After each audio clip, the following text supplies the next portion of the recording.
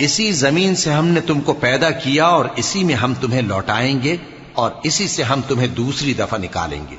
اور ہم نے فرعون کو اپنی سب نشانیاں دکھائیں مگر وہ تکذیب اور انکار ہی کرتا رہا۔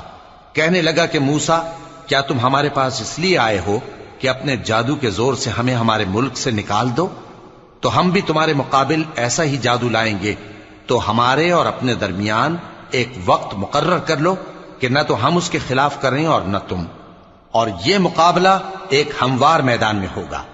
موسیٰ نے کہا کہ آپ کے لیے یوم زینت کا وعدہ ہے، اور یہ کہ لوگ اس روز دن چڑھے اکٹھے ہو جائیں۔ تو فرعون لوٹ گیا اور اپنے سامان جمع کر کے پھر آیا۔